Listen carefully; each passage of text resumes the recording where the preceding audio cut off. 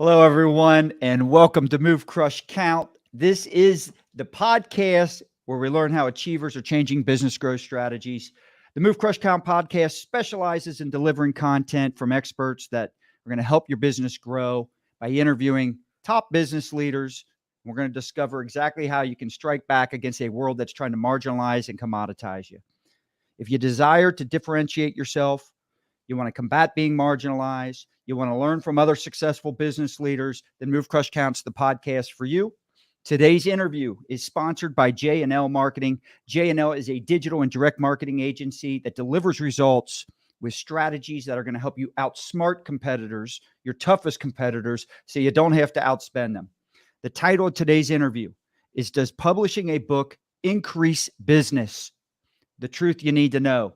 My name is Scott Joseph, and today I'm talking with book publishing expert Mario Fachini about the common myths and misconceptions. And I love this whole topic. I'm excited about it because me personally, this is going to hit home a lot of this of what we're talking about. So I'll position it as I have a friend who's thinking about buying or publishing a book, and we'll take it from there to save my reputation.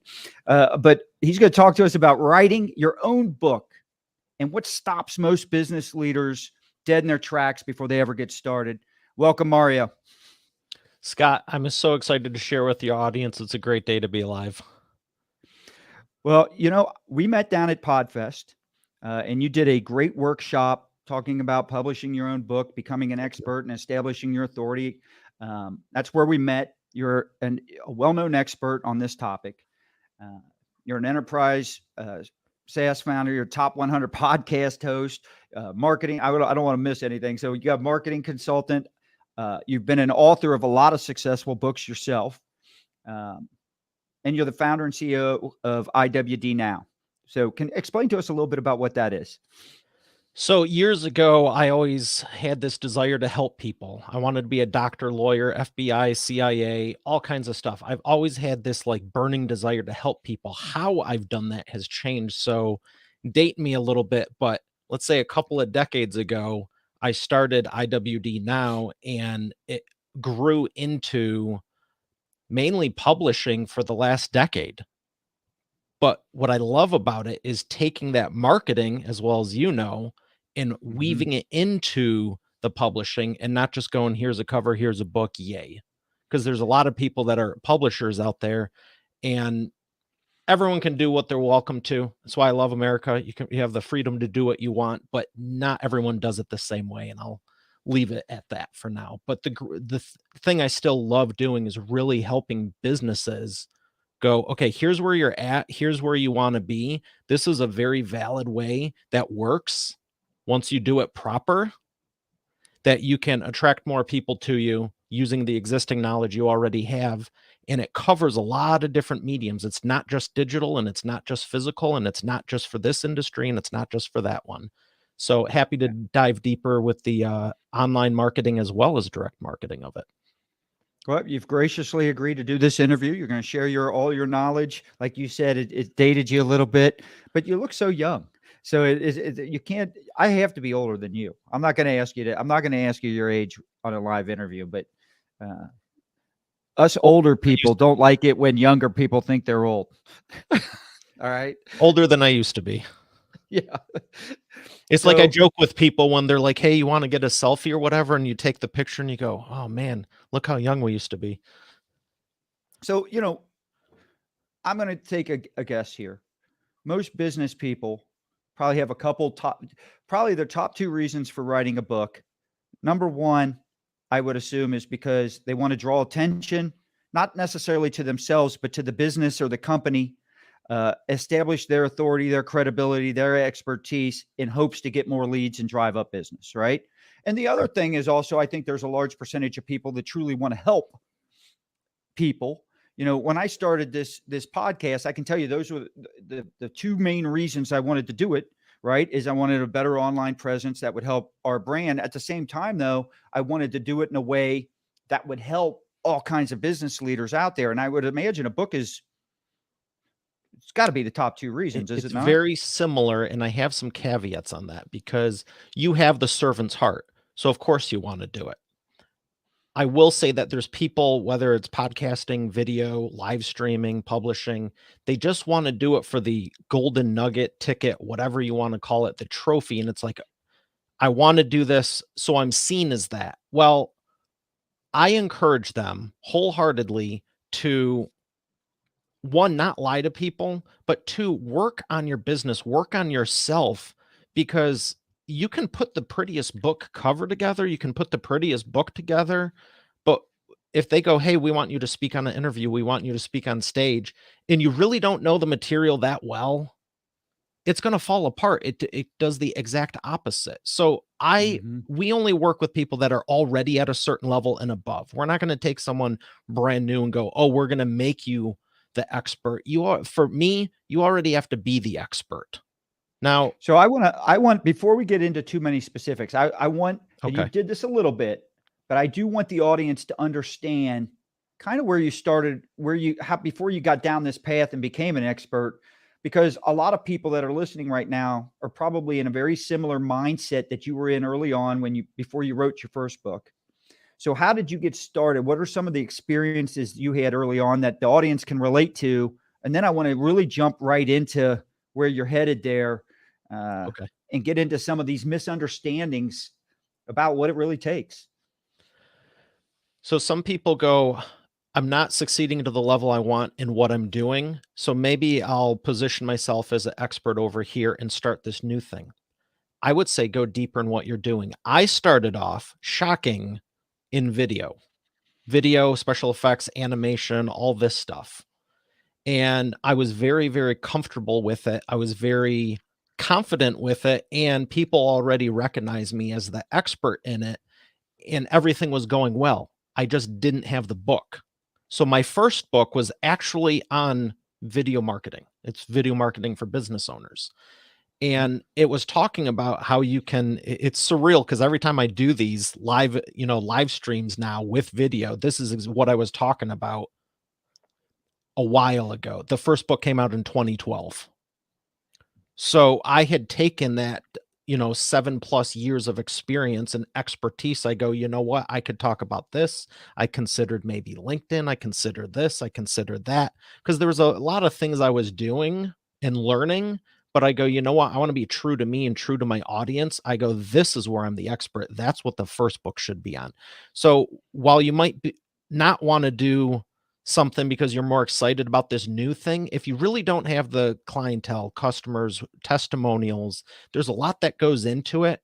When I have people on my show, I love going, tell me a few testimonials, let's just keep it under one or 200. And they're like, oh, okay. And other people freak out because if you have three, that's going to freak you out. But if you have 500, you go, oh, okay, I can name off 50, no problem. That's the difference. Right. You only want to amplify what's already there. And that's what the book does. So I read your latest book. I'm gonna hold it up. Hopefully, Oh, always sweet. get the Look at camera that. back. Yeah, there you go. All right. Look at that. I'm Read used to it holding from it up. read it from beginning to end, and it's something you said earlier that the reason I held it up earlier and didn't wait till the end is because as I was reading it, you said you like marketing. Mhm. And it is very obvious to me when I'm reading the book that I would say your number one skill set may not be your writing. It's actually the marketing. In other words, I'm not taking away from your writing. What I'm saying is, I think you're a very good marketer. So I'm trying to Thank you. give you a compliment on that. And No, I think it I'm comes taking it across as through that. there with the suggestions that you're making in here in the process that you've got. It has so much good marketing foundation to it. Um, I agree with you. It is almost impossible to, if you follow it and do it the right way, right? It'd be hard to mess that up. And so uh, I read that and I agree with that, and I wanted to bring that up. So let's dive into some of these misconceptions that people have that probably stop them from ever writing a book. All right, what's the number one myth or misconception? Would you You say? you just brought it up. Do you What remember is it? do you remember in the one chapter where I talked about my past writing history in school? Yes, I do. And do you remember the So you line had, after it that said, I never said this is gonna be it'll be better than my others, but I never said it's gonna be the best written, but it will be a best selling? yeah, no, you're right. I failed English 7 times for anyone listening. I was scared out of my mind on the first book, but I kept thinking about you and how I can help you with my expertise and on the even on the first book, with video and, this type of stuff, Yep, and I go, "You know what? As long as I stay focused there, I was fine because I just treated it as if I was standing in front of you one-on-one on the phone, one-on-one in person, and it's like, same thing as we're doing now. Ask me the questions, I'll give you the answers, no problem." The second I thought about, "Is the comma in the right place?" I started freaking out, and I'm like, "Shut up." That's why you have editors, that's why you have people to fix stuff, and, it doesn't need to be perfect. yeah, As long as that's you so get it, funny. I'd say mostly right in the right audience. I mean, I know there's things, and I'm always trying to improve. I'm a much better writer now than I was, but the goal is to help you. You're probably not gonna care if I say ABC versus CDF if I go, "Here's the answer you're looking for, and here's what you need to do, and you can solve it in 5 minutes." You're right. And, it's funny. I was at 10X conference, Grant Cardone one down in Miami a few years ago. And he was talking about his first book. And he says, he had some guy, message him or whatever, talking about all the typos and the mistakes, the grammar mistakes and what have you. And he goes, he had the same exact comment. He goes, you know, I never said I wrote the best written book. I have a best selling book. And he goes, and that was the goal, right? And so uh, I had this comment. I had an interview yesterday with Renee Reich, and we ended up saying she said some things that I've heard other of our people that been on the show before have said, and this is another example, right? Success leaves clues, and so start following some of the common things that successful people do and say, and listen to that and pay close attention to that. You said something earlier that I want to address. We had another guy on here, good friend, prior guest, Claudio Gamden from Gamden Financial. You know what tip he said What's that? in terms of helping people build wealth? He What's said, that? double down on what you do great. Hmm. And it's not far different from what you said. Rather than trying to branch out and do other things, start expanding on what you do really good and start there with the book. So it's not too far off from that. Similar advice. I add on this because the experts that come to me, they're the top of their game, and you, you sometimes, very often, all the time, can go, "Well, I got so many things I could write about. What should I start with?" I go, "What's your business?" For me, business book publishing, what's your business? Boom, that's what we're doing. Sure, you can talk about 3, 4 things. That's why I have 5, 6 books now. Start with the one that's going to be the easiest, that you don't need to think about, that you just need to share the answers. It'll go a Yeah. lot quicker, then you can understand the process. I never said you can only do one book ever in your life. You're just starting with one. Pick the one that's going to give you the most bang for your buck. If you want to do a memoir, you want to do something else down the road, cool. But if you're really doing this or if you want to start with that, start with it, but just be very clear why you're doing it. If you're doing it to generate more business leads, bring people to you, increase profits, start with the business book. You can do this stuff in your sleep. You've probably spoken on it 100 times, whether on stage or to your customers or whoever. Everyone that we work with, it would be nothing for them to rattle off the top 20, 30, 50 questions they get asked, how they answer them, how they're different, how their business is better.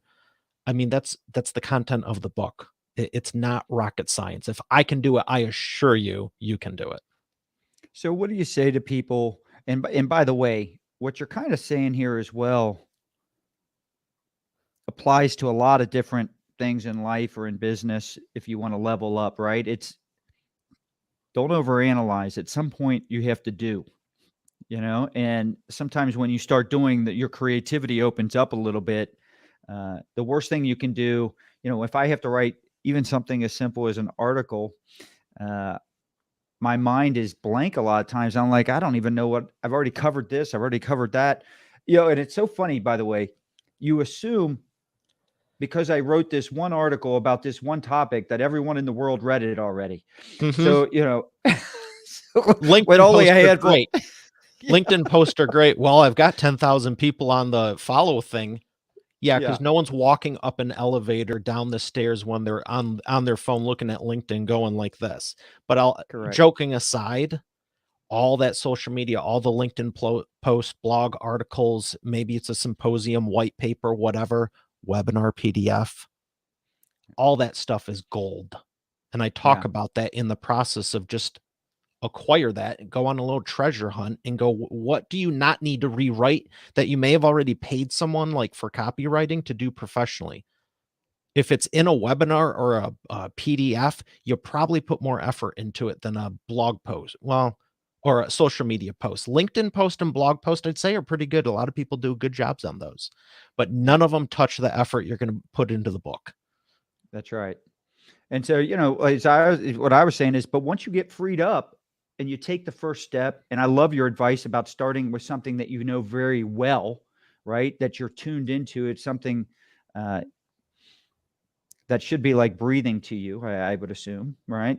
Comes Absolutely. second nature. It's subconscious. It just opens up. Once I get going, then I'm like, oh yeah, now I've got. And by the way, then I come up with article ideas 2 and 3 deep once I start writing the Mm-hmm. first one. So what do you think? What's the second myth, misconception, misunderstanding that stops people? It has to take forever. Everyone thinks you need to be Ernest Hemingway, go to a cottage in a lakefront mountain valley for 2 or 3 years, and it's got to be perfect. And, as long as you're there by the fireplace and it's a little bit misty out, you're going to be fine. False. Little snow falling. Completely false. I don't know about you, but successful people, do we have more time or less? Less time. Is there more things going on or less? I mean, we're looking for more time freedom. Correct. So to go, I'm just going to carve off a quarter of a decade. It's not really a good prospect for me. I don't know about Yeah. you. Or So the most. one thing I was going to say the one thing in your book addresses this head on, right? Because you're talking about doing this in 8 weeks, or you're saying doing this, you can get this done in 8 weeks. Yeah, we've taken a lot of people through it that quick with our group coaching, and it's one way to do it because I will say it's I don't think it's aggressive. I actually took it. I still think it's 100% doable. But when you're focused on it and you go, okay, I'm going to get here this week, I'm going to get here next week, and you have a timeline. I'd say another myth is people think they can't do it. And the reality is anyone can do it. It's just they don't have the framework for it. If you spend 6 months writing, yeah, it's going to take a while. But if you go, you know what? I just gave a talk in Orlando. I'm sure there's probably something from it on publishing from when I was on stage addressing a room that might be worth saying again. That could be half a chapter, it could be a quarter of a chapter, it could be a chapter. And then you go, oh, you know what? And then that makes me go, well, I also spoke here and I spoke here and I spoke here. And it's like you realize there's more stuff out there than you need. So you might not need to rewrite every last little thing. So it's these time leverage things. It's why I love business, marketing, all this. I always love systematizing stuff. It's why I got the idea to design my software to build WordPress sites automatically. Because I'm like, there's got to be a way to do this before 43 hours. I want to do it in under an hour. And everyone thought I was crazy. Same thing with the publishing. It's how do you not do this over 2 years? You can easily do it over 8 to 12 weeks, even doing it yourself if you're committed, if you're focused and you stay on it. Now, when you're doing it like on a concierge level, like I did mine, and we have our authors going through that. We take that 8-week process and break it over like 8 months. So now you have even less time commitment each week because higher level individuals have less time, and it's even easier. So if you're not trying to get it out the door in 8 weeks, you can take 6-8 months and do it. And it takes a couple hours a week. So it's never any one big thing. If you have now for the other audience, if you have more time than money, get it done. It's the same steps. They're all in the book. It's why I wrote this book. It's the same steps. I took a lot of my framework from the last 10 years internal documents and I go, you know what? Merry Christmas. I'm giving it to everyone now. That's what Right. I've used for all my clients this whole time.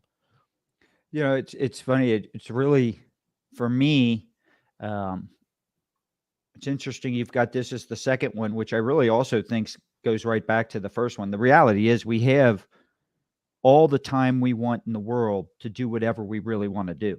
168. And so, yeah. And so the reality is it probably goes back. This is usually an excuse that kicks it back to the first one, which is all the fear and doubt of like, I don't really know what I'm doing, right? I'm not a good writer. All the self-doubt of what they think is required to write a successful book. Um, and now they're using this second myth or misconception or misunderstanding about time to justify that logic from the first one. Is that accurate? Absolutely. And I'd also throw in the vulnerability piece. Some people have a fear of being vulnerable. And when I started my show, I noticed it too. There's still a dozen or two people who have never followed up, never reached Mar- out. Mario, I have no fear of being vulnerable. I just don't like doing it. No, Okay. I'm kidding. But that's Go that's the ahead. thing is like even on a show like this, there's people that I regarded had in a high regard. I saw them as the expert and the authority. And I go, I genuinely would love to have them on the show. And we followed up 7 to 12, 15 times, some of them over 3, 5, 6 months. I had 100 episodes. We're still following up. And I'm like, what the heck is going on? And some of them had admitted, they go, it's a little intimidating. You don't have a run of the mill show. I've heard it. It's a great job. I just don't think I'm ready. I'm like, are you kidding me? They were on the top 10 list of first people I asked. They still haven't been on. And I started seeing the behind the scenes and I go, that's the same thing some authors have gone through because like you said, the book's not perfect. It's Okay, natural. cool. It's But natural there's nothing human. you can do. Like in a conversation, you can steer it and guide it and follow up. And oh, I didn't mean it like that. You can't write, well, here's what you should do for step one. Oh, wait, I didn't mean that. Hold on. If it's in the Yeah. book, it's got to be at least mostly correct. Uh, You can't steer it. It's set in stone. it's funny you say, and the similarities that go through life and people and what makes us up. We're pretty simple. I mean, you said, "Wow, I would just realize that a lot of our authors were going through the same problem as this." I could say the same thing for salespeople, right? Fear of rejection causes us not to do it. Mhm. Oh, I didn't have time to get to all the stuff that we come up with to justify. Sometimes we work. I like to say sometimes there are some people in the world that work harder at trying to look like they're busy than actually just working and being busy. Right. And it's because they don't want, like you said, they don't want to be vulnerable. They don't want to fail. They don't want to put themselves out there because potentially they could look foolish, right? Or get exposed Or for worse, not being fail. able. Yeah. So, yeah, What if I no, put in all this 100%. work into the book and it doesn't take off?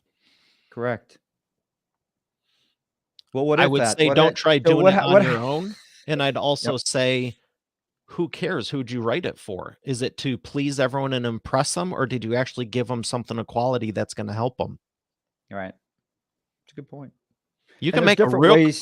good looking cover and a crap content in the book, and people still hold it up, flash it around. And I've had people where I actually think they have good material, and someone else goes, "Oh, it was horrible." And then you look at everything else, and they're just toting it around and they're marking the heck out of it. And I'm like, I don't know if I'm proud of them because they're so good at the marketing and so care so little, but like I can't bring myself to put complete crap out there. Like it's got to be a certain level of good.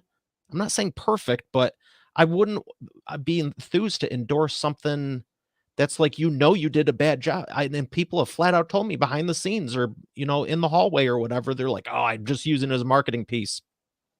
Hmm, don't love that. Not for this industry. I Right. get it, but you could also take a picture and throw it on a magazine cover like we talked about at dinner. You know, You could just buy, is it Forbes? Which one's the one that I feel like sells their cover left and right? you could spin a wheel and just pick something, and everyone's pretty much done it. But for me, it's like I get the marketing and I have nothing against it if you're doing it proper. But the second you get those increase in calls, they're all going to see through you. Yeah. So let me ask you. So, all right, let's say I'm in the audience. I've been thinking about a book. All the misconceptions that we discussed in number one, misunderstandings, whatever, fear of whatever, I'm not good enough, this and that. All right, I'm past that. But now I've got the no time thing. And now I'm finally realizing, I'm saying to myself, all right, Scott, deep down, you have time. If this is something you really want to do, you'll make time. And this is just an excuse, right? So now I'm past that. I want you, because you had to go through this, I'm sure at some point. So, what was now that people know the truth about these two misconceptions, what was your number one or single most effective activity to really get the ball rolling, and why was it so effective? If you're the right person with the right heart and intentions, it's super easy. Who's your audience? I kept bringing it back to who am I serving? Who am I helping? I've joked with some of my clients because, like we were talking about the vulnerability piece and that stuff. I go, why are you being so selfish? You know why people don't want to write it? Because it reveals them. Okay, cool, but you're not perfect. Merry Christmas. No one is. But it also reveals all your knowledge, expertise, and wisdom. Focus on that and who you're serving. So now it becomes a game of, okay, when someone's holding the book in my hand, when you're holding the book in your hand, Scott, I was thinking, what do I want you to learn from it? And I go, oh, that's easy. The first thing you need is probably an idea, maybe a title, subtitles, might be a good thing to have some chapters, a cover design, and you just start jotting ideas like, what's the process? Remember in the first chapters, I kept talking about the process. Now, write on the Yep. line, make the 3 bullet points. They're Yep. probably already, if you're an author, might not be an author, or maybe you are and you didn't love how the first book went. I'm getting a lot of those too. Oh, the guy is working with the girl, the company, the whatever.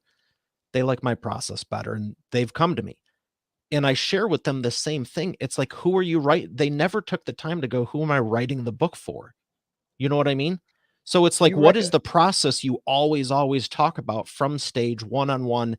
If you do not speak, if you've never written a book, if you don't do anything public, you've never done a webinar, I'd be shocked I'd be shocked to hear this nowadays. However, you can always take it back to your customers. What is the process you take your customers through? Because that's where you start.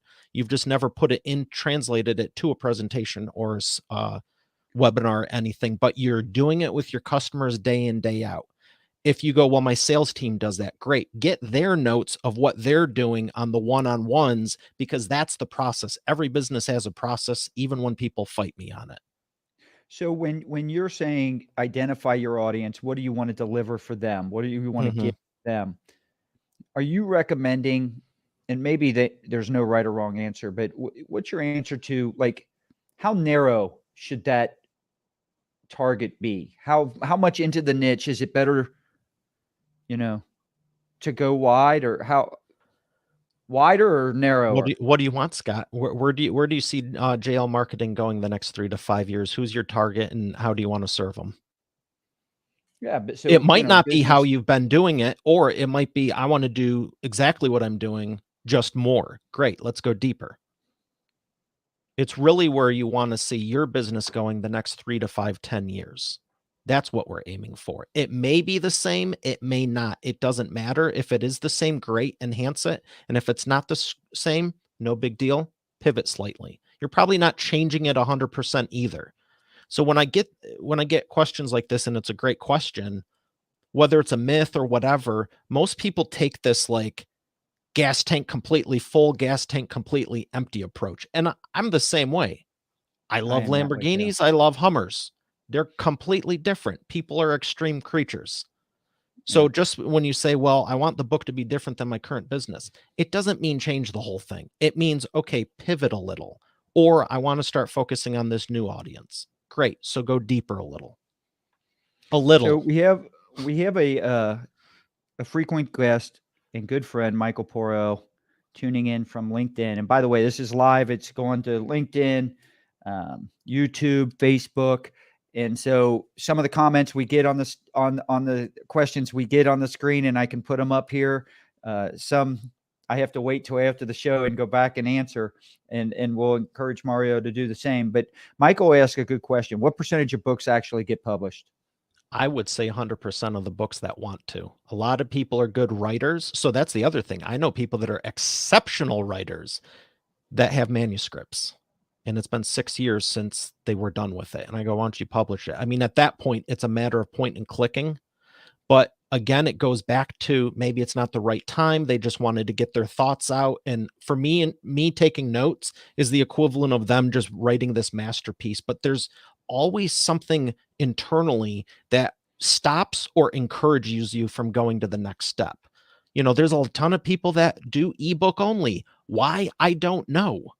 If you've already had the book uh, written, published, edited, all this stuff, and it's on digital, it's close to zero work to go click print, and you pay some money for a few even a few copies to hold up for the marketing. All right, so you're not getting 1,000 copies for your next speaking presentation. No problem. Hold up the freaking book and take a picture. Yeah. Get one copy. Like I can't even wrap my head around it. So I'd say 100% of the ones that really want to. Again, some people are just really prolific writers. It's easy for them, and it would be easier for them to write a whole book than it would be for me to make a grocery list or something. They just are like, I don't know if the audience wants it. Well, then why'd you write a whole book on it? Yeah. You know what I mean? Like, wouldn't you No, I test the love audience first? Or maybe, oh, it's just an idea. I don't know if I really want to put it out there. Hey, you know what? Congrats for doing it. If you're ever ready or have any questions, here's my book, training, whatever. You know, I'm happy to help, seriously, because I think there needs to, if nothing else, there needs to be more good content in the world than bad. We have plenty of bad. you know what, at that same convention or the expo that we met, Podfest, I saw something and it was about YouTube. Um, and it made me think really hard, because I do worry about putting out different types of content. I can't stand when people just constantly talk about the same stuff over and over and over again as everyone else, right? I feel like, oh wow, this topic has been discussed so much. I don't want to go there, right? But something But they let me said, ask you, if you ever do want to go there, who do you choose? well, exactly, and that's to this guy's point. He goes, there is a ton. We're oversaturated with content. We'll never have too much quality content. So it is, you could talk about the same things, but if you're delivering more value and the content is that much better, there's always a shortage of that, regardless of the topic, regardless of the niche. So quality content is what's important. Michael followed up with a question: I see that. should the story be on brand or me? If someone's out there thinking about a book, Whether you're behind the scenes as the CEO or maybe just the owner, angel investor, whatever, and you're not a typical author speaker model in your business, it still is going to be about you no matter what, because you're the author and you're inherently going to be talking about the brand. So I say it both. It shouldn't be all about, if it's for business, it shouldn't be all about you to begin with. But if it's, when you say on brand, I agree it should be on brand, but you can't really differentiate it.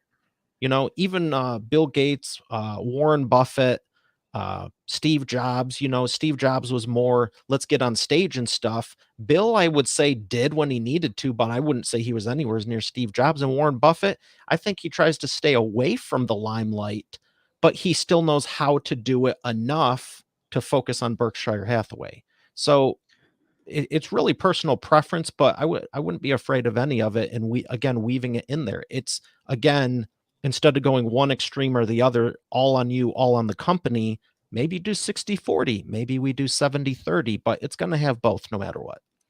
well, I sit here and I think, because this show is really, the people I interview, I want to find a way somewhere in the interview to help them especially if they're in industries that I mentioned earlier, right? Where you're being marginalized or commoditized. And the internet has pushed a lot of industries in this direction. The marketplace wants to marginalize you because it makes the cost of goods less. So, the obviously there's market pressure, market forces there that can contribute to that. But one way to counter that, right, is to differentiate yourself. And, Michael, who's made a couple comments here or questions here, Good ones too. he's a very he is a managing partner. He's partnered with one of the largest independent new franchise dealer in the world, with the AMSI group, and his store is one of the most successful Honda stores in the country. Oh, nice. And I sit there, but it's not just auto, right? It can be any business that struggles with this. How do you differentiate yourself? Well, a book is an outstanding, in my opinion, a book is an outstanding way. There's been one or two dealers off the top of my head that have written books. Carl Sewell had a good book written decades ago. And it was all about his client experience. By the way, he was talking about client experience before client experience became an actual buzzword. But what a way, because I remember reading it. And of course, I'm reading it because I want to say, all right, what can I take from what he's doing? And at the time, the only business I had was J&L Marketing. So I didn't have the dealerships yet. I didn't have any of that. But I'm reading it to learn what principles can I apply to the business I have, to help me and help my customers have a better experience with us. And I'm sitting here thinking to myself, when I look back on that book, my impression of him and my perception of what his stores must be like was night and day from the average dealer. And it's all because he wrote a book. Mm-hmm. And got to demonstrate. We sit here and we want an audience, right, to be able to explain what we do, what makes us unique. And here it is. You have this opportunity to really spell it out, why you're different, why clients should look at you, why they should perceive you, and why you actually can provide a lot more value to them, make things easier, faster, more fun to buy, whatever it might be for them. I mean, it almost applies to any industry, doesn't it? Absolutely. You get a chance to tell your story uninterrupted, concisely, exactly how you want it. If you're in an elevator, you have 30 to 60 seconds. You're not going to spell everything out in that time. You might get someone's interest. You might have the opportunity to do a follow-up, but you're not going to have the full opportunity to just, other than standing on stage and addressing a room. And I'd even argue that you have the positioning, you have the authority, you can deliver the information, but don't be so naive to think everyone is sitting there intently listening, not on their device, thinking about other stuff, especially if it's an event and they're going, man, I'm tired. Everything has its place. When else can you sit there with the book in your hands and go, I'm going to read a chapter today because I'm enthralled with it, and then read another one tomorrow? Or maybe I'm going on vacation and come back and guess what? It's the same info that is designed, I'll say, to give the maximum benefit to the reader. Yeah. It's so multifaceted. It's why it's such a great marketing tool. And again, short of standing on stage, there's people that say that's the absolute best. I wouldn't argue, I wouldn't disagree with that, but I would say you still get more time with someone through the book. Yeah, I agree. Would you sit through someone for 4 or 5 hours? I will say this: when you read a book, your perception of the author or whoever's writing it, it's almost like it's just almost like they just start off with so much more credibility from that point forward with you. Yeah, because one you're of the sitting things there, I've you literally said, sit there. The normal person just go in the back of their head. They're like, "Wow, they're an author. They wrote a book on this topic. They have to." I mean, is it as simple as that from a psychology standpoint? There is the authority positioning without a doubt, and it's something I've said for over a decade now, truthfully, because it's one reason I put it even in my first book, because I had been saying it for a while at that point. I'm like, that's solid. And it still is, but now I see more and more people saying it. And I'm not saying they borrowed it from me or whatever, but it's, I think, just an author thing. The root word of authority is author. And another thing I just wrapped my head around recently, when you say, oh, spelling, words are powerful. And regardless of what you believe spiritually, I believe words have the power of life and death in them. And I never made this connection for business. But when you say spelling, it's like you're casting a spell on how you want the rest of your life. It's you're using your words to spell and cast a spell on how you want it to be. So when Yeah. people go, "Oh, it's just a book," it's like have fun sitting there, going into every networking group, going into not your Facebook group and hitting everyone. You know what I mean? It's like I try to stay positive and everything, but some of this stuff, these shenanigans that people run in, I'm just like, I'm putting it in my comedy file, man. This is, you know, there's no shortage of that great content, like you said. Yeah. So Ira has a good thing. And by the way, if you've never heard Ira Davis speak, I encourage you to do so. Um, he goes, "What if you're a great speaker?" Which he's outstanding. Uh, but as a writer, you overthink it. What would you recommend? Simplifying it, talking to someone, and just sharing whatever. If I would say take a look at your speeches. If you can get the videos from those, absolutely do that. If you can't get the videos from those, record the next one. Even if it's audio, take a look at what you're saying, compare a couple of them. Or the easiest way would be have some, like right now, go on an interview and have someone ask you questions because it's probably going to be 90% the same answers. Not saying it's repetitive, but if you say, should someone write a book? I'm not going to say no. So I'm going to always say, yes, you should. The way you do it might be different, but again, it just goes to that content. It doesn't need to be a social media blog post, LinkedIn article. And truthfully, what I found is so many people have so much good stuff. Now you solve one problem but create another. The last thing you want is 400,000 words you have to decipher through. Should I use this line or this? Sometimes it's easier to go, I have an idea. Let's make a checklist and bullet points. Ask me these questions again, and now I'll give you the most recent version of what I'm saying. Well, I love what you just said about looking back because I'm sure Ira has a ton of his speeches and his workshops and his uh, different events that he's done where he's spoken. It's been recorded. One thing I did, and it reminds me of this. So I told you earlier, sometimes I struggle with like, I need an article idea, right? I had a good interview with Tim Story once on the podcast, and I thought, God, that would be a good article. And so I saw this online somewhere, and so I did it. I literally took my computer, I went to YouTube, I went to the movecrushcount.com. I played the video, all right? And I used my iPhone and hit record. Mm-hmm. And it's pretty accurate. So it basically transcribed the video for me. And then I just uploaded that into a Word document, cleaned it up, and I had an article. Absolutely. Before the smartphones, I had an Olympus recorder, and I remember I'd go to events and I thought I was a spy. I'd even had a detachable mic that would plug into the thing, and I even tried hiding it behind my tie like no one would see it, although it was almost as big as a cell phone, and everyone's like, "What are you doing? We know you have a microphone on you." I thought it was cool, whatever. But I didn't need to hold it either. But if you wanted to, if you've ever been in a crowd and you're not the speaker, but you're trying to learn from someone, you could hold it over 2, 3 people where most people had the thing. So I was always looking for that edge. And I have audios from there. I have audios on cassette, mini DV. One of my favorite things to do with my first book when people go, how'd you write this? And this is going back to 2012. Evernote had a voice to text thing, or maybe the phone, whatever it was, before it was built into every freaking program on the apps now that we have.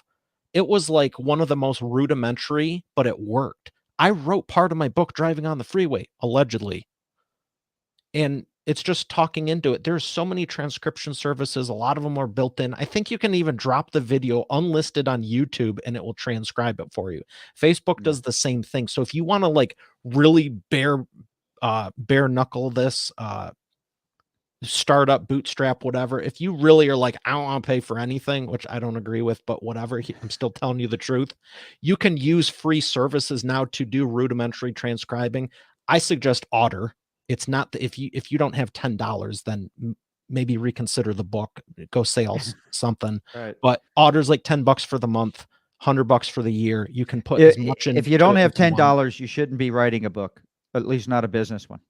Yeah, for sure. So but there's some people that have that mindset. I don't want to spend a dime on anything. It's like, well, it shows. But Right. anyway, there's so many ways to go about that. It doesn't matter how you get there. Just decide, hey, I want to help people and it's about them, not me. Maybe I talk to someone. Maybe I write a little bit. Maybe I type it into something. I use all of it. It just depends on what I'm feeling. So Steven's got a question, and I love this question because it's so relevant for me personally. Because last night, sitting down with my wife, and it's Shark Month on, I think, National Geographic. Yes. If Yes. there's ever an example of a program that all these shark shows, they take 10 minutes of content and stretch it into 30 to 60 minutes. I have to hear the same repetitive things over and over and over in the same show. And I'm like, I can't take this anymore. So he's basically saying all these books, self-improvement books, business books, they make a lot of good points. The information's helpful, but he gets the impression that they stretch out these things to be 400 pages when it could have easily been done in half or less. And he's wondering, is there a minimum length? Also, is there a maximum length? Like, what's the right number of pages?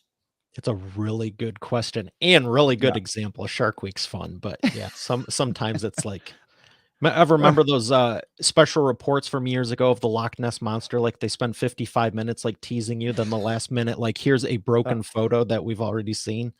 Good Yeah. gravy. I still want to find it, but anyway. Um, so it's a loaded question because you want the book to be as long as it needs to be, but not longer than it should be. Yep. You want it over 100 pages if you really want it to be seen as a book. I have a caveat on that too, because my first one was somewhere around 65 to 76, 80. And the benefit, again, for business, I'm not talking Harry Potter kids books, from a business book, if someone can sit down and read it in an afternoon versus a week or two or a month, that's advantageous. So maybe you do it under 100. Again, this is a case by case scenario. If you want to position it like what we suggest in our Elite Concierge program, there's reasons I have it hardcover. There's reasons I did other things. It's like if you're playing the expert authority piece, there's things you want, and part of that is make it longer. You don't want an 80-page pamphlet. If you're only using it for lead gen and handing these things out like they're free rice cakes at church, don't do hardcover. You want the cheaper version with the paperback or whatever. It depends what you're doing. However, 120 to 180 is what I stated in the book, and I still believe. If you need more, take it, but don't make 300 pages if it's a 150-page book just to go, oh, look what I wrote. Right. If you really need that long, I've noticed a lot of the publishing books out there, they are 220 to 280. And truthfully, I don't even think that's enough. I specifically said in mine, I'm keeping it sub 200 for this exact reason, because I don't need to give you every last detail. You don't need to know what should I do for the cover material and what's the best way to print it in foil embossed, all this, if you have nothing written. So I weighted my book and slanted it more on the let's get you up and running. Let's get your title, the subtitle, the chapter outline, and some of the content, because I felt that's more advantageous to you than going, should I go on iBooks or Amazon? The answer is both. Yeah. So you brought up the first myth or misunderstanding, misconception, whatever, in terms of just people basically self-doubt. Am I good enough? And all the things that can come with that. Then the second one is I don't have enough time. It takes too long to do this. What's the third one? What's the third thing that really stops people from actually publishing a book and getting it done? The perfectionism. Am I good enough? Who's going to like it? Not just so there's is anyone going to like my content? Well, it doesn't matter if they like the content. There's I could have the best content in the world, but it's never done. It's never done. It's not going to be. That's why you can do a second edition, a third edition, a fourth edition. I wholeheartedly did this, and I'm very, very happy with how it turned out. Beyond ecstatic so far. However, there were things I go, you know what? Get it out there in someone's hands. You, Scott, couldn't have read it if I was still working on it. It can't Correct. help you in your business and your clients if I'm still working on it. So that's why you do multiple editions. I wholeheartedly, though, I don't know if I said it in the book. I can't remember, but I fully intend to taking it into 2030. And I know I said something about the next decade. I fully intend on doing upgraded editions and have the new authors from that time period in there and stuff I learned. I actually, the thing I just said about the spelling, I go, I might add that in. I never thought about that. That's pretty good. Yeah. It's not set in stone. It's a book. There's editions. Look at the textbooks we had in school, 58th edition, even though they really didn't change anything. But yeah, don't do that either. Don't say, oh, I'm re-releasing it, my new book, when you change like a paragraph. No, like a sentence. Paragraph might count. So if you had to start over from square one, all right, and you wanted to learn a specific skill all over again that would just make this whole process easier, what would it be? I would actually do what I did. I would hire someone who was further ahead and walk me through it. I hired a coach. Yeah. It's really the fastest way to do it. Now, to full out the answer, I also would have cared sooner about some of the smaller details. Admittedly, yeah, the sales and marketing is way easier for me, and I may have went heavier on that and less on that. You don't ever want to put out a poorly written book. It took me a couple of books to realize maybe I should care more about the editing, and the formatting was always good, but admittedly, that's why I said this one's going to be better than all my rest. You should care. Some people really don't care. I did for the first one, then got sloppy, but I always cared for my clients. I would personally would have changed that sooner, but I wouldn't have started any different. I hired someone, went out on it, took all the faith in the world, it took all the money I had at the time in the world, and it was a pivotable. What the heck? Yeah. If anyone's listening, you don't need to be best spoken either to write a book. It was a pivotal year. If you really want to serve people, just put something down. It'll work out. You can have editors and formatters. There's other people you get to help you with it. Just get your thoughts on there, mostly clear. The rest will work itself out. It's all Photoshop. So to do what you claim that you can write an effective book in 8 weeks, right? And I did one in a day. And have it. Well, I know I can't write one in a day. Oh, that's a limiting belief. I don't want to say that. To have it actually impact leads and profit. So it's got to be a well-written book. Get it done in 8 weeks. What's a person really staring at from a commitment to make sure that happens and gets done on time and it's high quality? For the concierge program, I designed it to be a couple hours a week. Okay. If you want to do it sooner, it's going to take more effort. It's the exact same steps. If you spend a month and a half thinking about the title, hey, if you designed it to be 6-8 months, no big deal. If you designed it to be 8 weeks, you should probably come up with the title like day one, like now. Yeah. You can't spend 3 months thinking about a title if it's supposed to be done in 2. So it's just an accelerated pace. And, for those people that do have the time and want to commit to it, you can absolutely do it. For the higher level CEOs and entrepreneurs, that don't want to invest a lot of time on a daily basis, let's just set milestones every week and go from there, because that's all it takes is really a couple hours a week. And, it's going to take probably 30 to 40 hours total, 50 maybe, depending on if you're doing audiobook and other stuff. But, it's really how quick do you want to break? You could do it in a weekend or a week. That's one of my other goals, is to go get someone who's completely insane like me and go, let's crank it out today. Okay. for no That would other be a reason good to say we've listen. done it. Make sure you time lapse, record that. That'd be Oh yeah, seriously, that'd be live good stream it. content. The yeah, let me ask you this question. So Go ahead. I know there are tools. You brought up like the dictation tool earlier. What was that again? Evernote. Okay.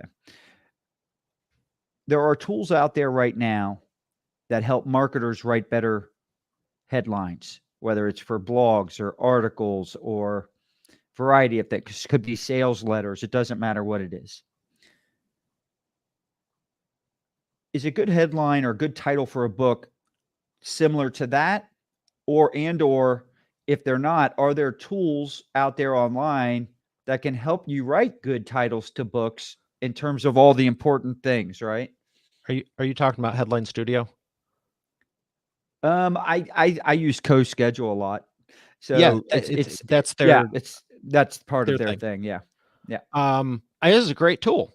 It works great Yeah. for the show notes and a lot of other stuff. Right. I can honestly say I don't think we've used it for book titles because it's the way walk I would people through. imagine a book title's got to be a little bit shorter. Well, the book title can be short, but the subtitle, my first one was Right. Video Marketing for Business Owners, the 7-step extreme guide of how to be the extra, like, holy smokes. It was all keyword loaded for SEO. Big tip. However, Yeah. who's your audience? Are you only selling it digital or do you actually plan on handing this out to people in real life? Yeah. Maybe it's both. So as far as the headlines, I'm not against using any software. I'll throw out another one because I see it advertised all the time. Use this software to write a book. Jasper, automated copywriting, AI intelligent copywriting. Does it work? Yeah, a lot of people like it. Do you need it? No. We haven't used I didn't use it for mine because here's the thing, when you're talking business, you probably already have some headlines, and if you don't, like book publishing, business book publishing, the expert authority effect. It wasn't rocket science to come up with the title of my book. You take your business branding, couple it with what you're doing, and say a little something about it. Even our author's books, I'm thinking of, we changed like 3 words from the initial thing, and it's on wealth management, one of them, and it's leave a lasting legacy. We changed it to leave your lasting legacy. You didn't change the whole thing. We just fine tuned a few of the words, and some of the stuff is way easier than you think because you've already been doing it. Like the cover, it's writing. But Why wouldn't I have a but pen on it? in good marketing, right? I think it's important to point this out. Cute for the sake of being cute isn't going to work. In other Correct. words, if you're just trying to write something to be like, oh, look how creative and cute this title was, but no one understands what the heck it is and Correct. how it can help them, that's not helping anybody, correct? That's why I said in real life, because some people only want to do a digital play and they're selling the heck out of ebooks, running ads. Fantastic. Nothing against it. Other people go, I don't really care but if it's on Amazon or not. I want to hand these out at all my talks. Sweet. Those are 2 different book covers because they're going to operate different. I like a happy medium where we can do both. And generally we do a combination of both, but just like the writing, it's not ever 50-50. Maybe it's weighted more towards, I want this in someone's hands to go like this, like I did with you. And I how cool was that experience? That was awesome. And by the way, if you could resend me another bookmark because I lost the bookmark and I liked it. It was a nice Oh, leather. The okay, I page. can hook you up with that. No problem. uh, But but that's the thing is, if you plan on doing it in real life, that's a completely different experience than someone scrolling on their phone. The cover should be designed, I believe, for both. And you should have it on all the digital platforms as well as physical. Even, you know what I mean? Even if you go, I just want it to put in people's hands at events. Well, why wouldn't you put it online? Again, the marketer yeah, in me is going, why wouldn't you cover all your bases? However, maybe you can every lean this channel. way more Yeah. because you're not worried about this other stuff. If it's more online, yeah, the SEO and all that comes into play. You But have to be where all the potential clients are. So, absolutely. in other words, if some people want it online, digital copies, they do it. But print, for me personally, I read all books printed. And the reason I do that is I get too distracted from other things or the potential. I believe if I want to stay focused on something, I eliminate all potential distractions and I try to create a tremendous amount of friction for a distraction to get to me. So, in Right. other words, I'm eliminating if I'm reading a book, I'm turning off my phone. I'm not near my computer. I'm and it's up there where I can only focus on the book. Right. Um, that's me. But to me, focus is more valuable than time and or money. Yeah, I don't Because think for one, anyone it nowadays is short of computer time or screen time. I love yeah. stepping away, going, I'm gonna go on the couch, sit somewhere comfortable, take it on a boat, whatever, and I just get away from all the tech. listen. Focus creates more time. If you got good laser focus, you create more time for yourself, and usually more time for yourself also then creates more money. So, if that's our focus You and need our to put attention that in is your book. towards That's that. good. Seriously. So you know what? I just thought of it. I'm gonna actually I got to hurry up and create a content thing with my picture on it and get it out there so people can like it. So Well, the good yeah, thing is this is all recorded and that's it can be right. transcribed and probably turned into show notes. And seriously, I What's e it's important. I think the focus, and I think writing a book would take. So I think I would have if I'm writing a book because I have a very short attention span. If I'm writing a book, I have to lock myself in an area and create a tremendous amount of friction for distractions, so I'm not distracted, or it will never happen for me.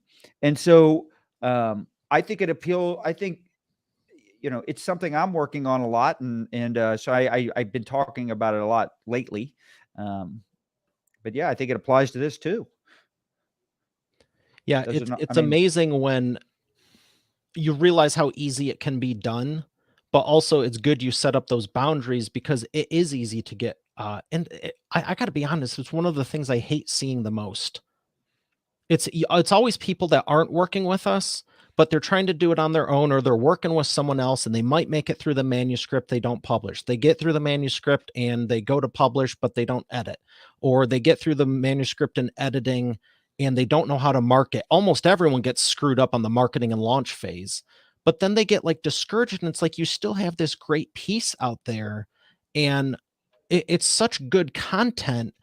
It's why I really wanted to put the best out there to help people because you can put these distractions in or it just never makes it to any of the stages. You get started and get distracted, not because you don't know what you're doing. Oh, I got busy with such and stuff. That's one of the reasons I initially designed it to be. And it was initially 12 weeks. Then I was like, this is still taking too long. Let's yeah, do it in 8. And it's like you can go on a trip for 8 weeks. Tell me you can't do a book in it, especially if you eliminate the distractions. That's why I've always pushed the boundaries to see how quick I can legitimately do it. You can market for 6 months, but how long does it take you to write it? And I go, this is totally possible, especially when you focus on expertise. You don't need to craft some new story or make up this fictitious world. I love that stuff and I have nothing against it, especially movie scripts, but you're talking about what you always talk about all the time. And what I learned from my show and also from publishing, like we're joking about certain things right now. Bet me your team doesn't have 25 to 35 pages from this interview alone. yeah. That's No, you're content, right. I'd say it's been pretty good. I apologize for, a couple things I said earlier. I don't even know where it came from, but, I'm just giving the best I can, but an hour's worth of, I don't com remember com anything you said that requires an apology. okay, well, there's something, So, I was like, "Why the heck did I say that?" Anyway, about an hour's worth of talking, depending on the speed, you will generate 25 to 35 pages of content. So tell me you can't come up with 100, that's a pages good point. in 4 or 5 conversations. That's a Obviously, you're good point. gonna have to redact some of it, change it, but as far as coming up with an outline of what you're gonna talk about, unless you're just really scared or really self-centered and not focused on anyone else, there's really no reason you couldn't do it. I don't care if you did it on your own and it took 6 months. It's an accomplishment, you should be proud, and it doesn't even matter if it's best selling. You're still gonna serve people. There's so many benefits that I mean, if nothing else, leave a legacy for your family to go, "Who was this person? Oh, well, I heard this. Well, I heard that." Well, here's where I was coming from, and there's no refuting it whatsoever. Yeah, that's a good point. When it comes to writing or publishing a book, is there something that used to uh, be required for success, but anymore it's not really necessary, or times have changed? What would be an example of that? I'd say a traditional publisher. I think '07, '08 kind of got rid of that thanks to Amazon. I'm not saying every book in the world is great that's out there. Most of them I can spot who did it, or, you know, whatever. I'm not going to be mean, but it's easier than ever to do it. The question is, should you? And even if you should, what's your focus? Who are you really trying to benefit? Most of it is, I'm trying to benefit me by looking better. If you're spending so much time trying to look a certain way, why not take a tenth of that and just go, okay, what's the reality here? If you're doing so much PR to look a certain way, why don't you just fix the thing that, is the result of that reputation? You know what I mean? Yeah. That's my thought on it. But, who would want to put an ounce of prevention, when we can go to a hospital and get medication? I'm a big Anthony Robbins fan. He has a famous quote, uh, you know, especially when it comes to leaning into things and doing things that we're putting off, we're procrastinating on, whatever, for whatever reason, right? In other words, ask yourself better questions. How can I do Mhm. this and enjoy the process? Right. So, how could I write if I'm putting off a book for whatever fear I might have, whatever excuse I might come up with? I might ask myself a better question instead of saying, why can't I do this now, or whatever? I might say, how can I get this book done and enjoy the process? And the best answer is Michael Poro for me. You could come up with it smoking a cigar and a couple bourbons. And so, I could nurse that bourbon through a book and do something like that. Let me ask you this. We've talked a little bit about mindset. What's the perfect mindset that a business leader either could or should have about writing a book that would guarantee them success? You've touched Serving on their a audience and few quality things. content. Yeah. Because even on relaunches, second editions, third, fourth, eighth, whatever, you might change the cover design, especially if you say even one a year. Okay, this decade, I'm going to do 10 editions, one a year. Design's going to change over that time. Maybe you want to spruce it up or anything, but the strong content Yeah. is really where it's at, and who you're serving. Again, that might change. You might pivot. You might want to go deeper with it, but you're also growing. It's why I love doing books also, because it's like I can read my own stuff and be like, what in the world was I thinking? Because at the time I'm like, I'm a friggin' genius.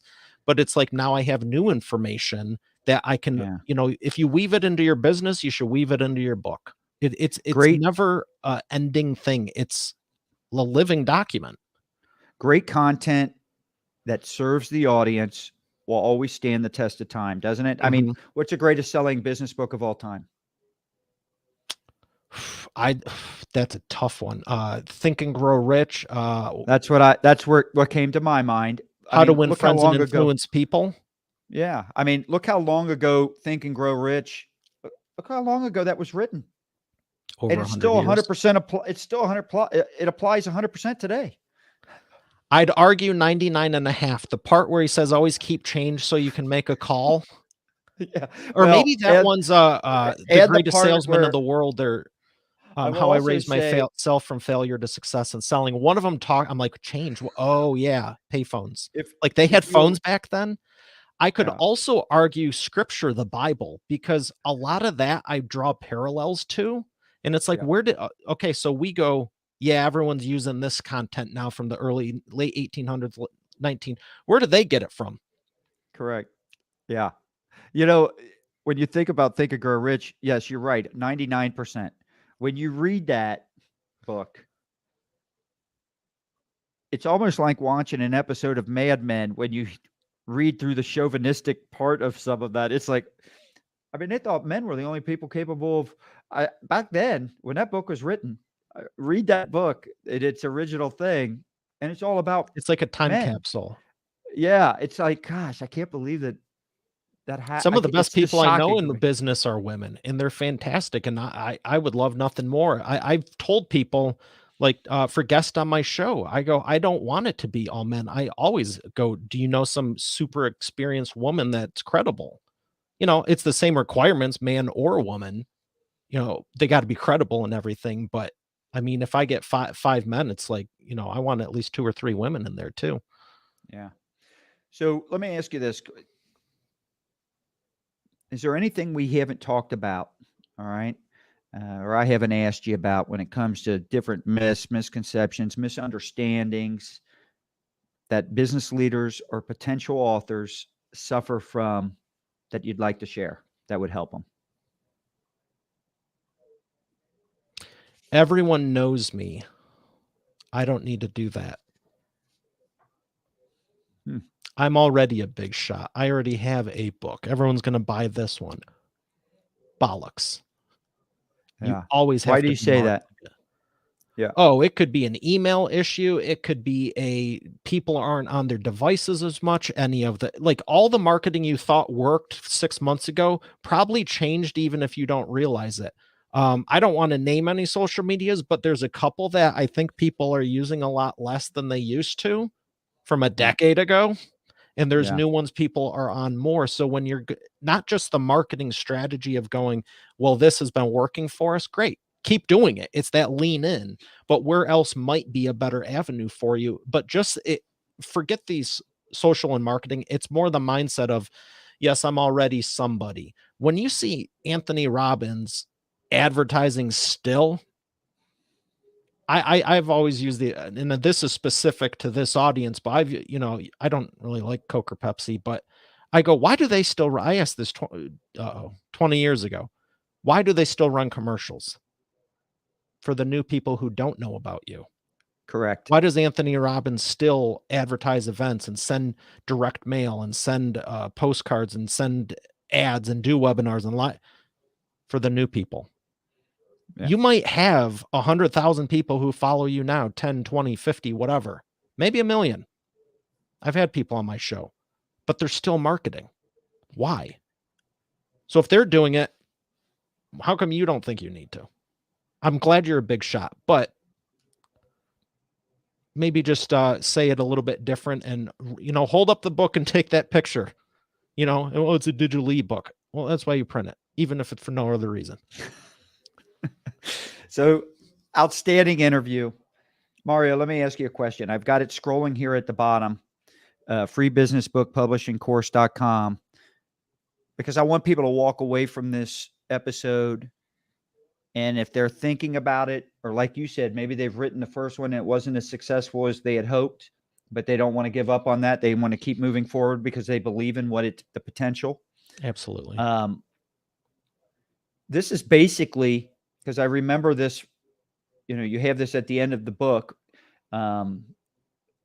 You're basically going through a course, or you're giving away all kinds of free material to kind of help walk people through writing this and getting it published all the way through, correct? Absolutely. Even the marketing of it. So One of all my this is goals, free if they go here, correct? it is. And one of my goals, because while I might be joking, I may have just once or twice. I remember when I had my last $5 and I bought highlighters, and I couldn't even believe it. The book was like 99 cents and the shipping was $3.99. I grabbed a highlighter and still invested in books. It's fun to buy them new now. I'll say that. Yeah. But even the expensive ones. But I just remember going, I'm going to play it as it lies. Here's what I have. If I have nothing else, you can't take my knowledge from me. And I remember what that felt like. So truly, yes, successful business owners, you want to do the concierge program. If you're kind of in between, there's the 8-week coaching where it's a group setting. But for someone who's going, you know what? I'm not ready for any of this, but I know I have that gem inside of me, the seed of equal and greater benefit. I always wanted to go, how can you I'll take it a start step here? further. I'll take it a step further for you. Maybe by going through what you're, and just so in case you're not watching this and you're downloading this as the podcast, it's freebusinessbookpublishingcourse.com. That's freebusinessbookpublishingcourse.com. all kinds of free information in here to help you do it. But let's just take this. Even if you're a successful business owner, Mario, and you eventually go through, say, the concierge where you've got people helping you along the way that have been doing this, at an extreme high level. Sometimes going and starting here gets the juices flowing, doesn't it? And all of a sudden it makes that part of it even easier, wouldn't it? Yeah, and I would say the book too. If anyone wants a copy of the book, it's why I did write it, and I know you know it. It's why I structured it the same way. It's how we start off. You can't have a book if you don't have the title, subtitle, and all that. And really, it's why you should go through it, because it does get your juices flowing, regardless of whatever level you choose. There's nothing better you could do with your time. I truly believe it. Otherwise, I would have put something else in there. If you don't know what you're talking about, and I have this exercise to go through to figure out your process, and one of my favorite things is when people go, well, I don't have a process. Like, they don't have the webinar with the bullet points or the ABC process. I'm like, okay, fine. Well, just tell me more about what you do. Well, I help people with oh, and then what do you do after that? Oh, okay. And once they get started with that phase, then we give them to the onboarding team. Really? You don't have a process? You just told me the process. So sometimes, most of the time, it's people just everyone has a process. It just might not be documented. That's it. And what some of the biggest blessings that people that have worked with us, I'd say it's what they found, the problems they found with it's a problem. If you have this great business, but none of it's systematized or structured or any of it, and we're discovering it for the book, it's been there the whole time. You should at least have the processes in place. But I've had people say, I've changed some of my presentations just in the first couple of sessions with you, based on how you help me get laser focused on the clarity of the words you're using. Okay, so here's your process. Here's the bullet points. Let's clarify it. What do you mean by this? It could be, we walk them through the front door and set them down to the left. Well, why? Oh, because of brrr. Well, that's the good part. Everyone can say we walk them in the front door, so to speak. Yeah. Well, I want to thank you for an outstanding interview. Mario Fachini, everyone. You did a great job clearing up a lot of these misconceptions. I want to thank you for sharing your expertise, your knowledge. You and I connected well when we met in Orlando. I knew this would be a great interview because you're so specific with the details too, which is what I love. I appreciate that. It's an honor, because I know you don't let just anyone on here. No, I want to thank the MCC Nation for tuning in. To me, if you're looking to differentiate yourself, and the show is big on that, how do we differentiate ourselves? Because we have to show we're different, or we do become a commodity to everybody. And I just think a book, and I told you I only read books, physical books, right? Because think about that. If you have that, you have someone's full attention. They're focused in on that, on you, on your business. And I just think it's a very powerful tool. I think if you look at anyone that has had ultra success in business, almost all of them have a book. So, there's another clue, one of life's clues to that. So thank you again for sharing with us. I want to make sure, audience, make sure you follow and subscribe to the Move Crush Count podcast at movecrushcount.com. You can also subscribe and follow us on YouTube, Instagram, and Twitter, Facebook. You can join our groups on Facebook and LinkedIn. And we're going to ask Mario to join those in case you have any questions. You can throw his way and he can help answer. If you're thinking about publishing a book, I encourage you to reach out to Mario. What's the easiest way to reach out to you? Is it through the IWD now? Put that at the bottom, or I guess the last link that we had up there. Expert Authority Effect Publishing Book.com. Okay. The Expert Authority Effect Publishing Book.com. All right. So make sure you follow him. Reach out to him. Do me a big favor. We don't pay a dime for any promoting of this show. So share it. Share it with your friends. Share it with your friends. Share it with your colleagues. Write a review. We pay close attention to those things. So, if there's things that you want to see us do more of, if there's ideas that you have that can help us improve, let us know. Today's interview was sponsored by J&L Marketing. J&L is a digital and direct marketing agency that delivers results with strategies that are going to help you outsmart competitors so you don't have to outspend them. Now, one thing I wanted to offer everybody, and I meant to do it midway through, is first off, I meant what I said about paying attention to the reviews.